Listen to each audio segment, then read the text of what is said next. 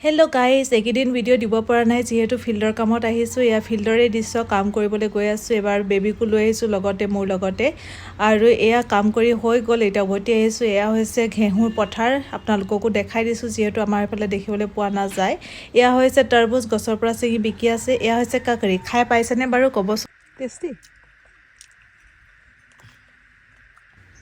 এয়া হৈছে কেম্পৰ দৃশ্য। কেম্পৰ ছাইডতে ডাঙৰ এখন এনেকৈ বাৰী আছে, আমৰ বাৰী। তাৰ তলতে এনেকৈ চেৰি টমাটৰ লাগি আছে। ই পাই পিনি খুব খাইছে। ই টমাটৰ খাই ভাল পায় যিহেতু, সেইকাৰণে ছিঙি তাতে ছিঙিছে, তাতে খাইছে।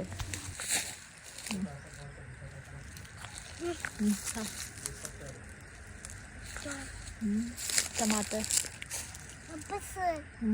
देखो तितली रानी घूम रहा बाई तितली रानी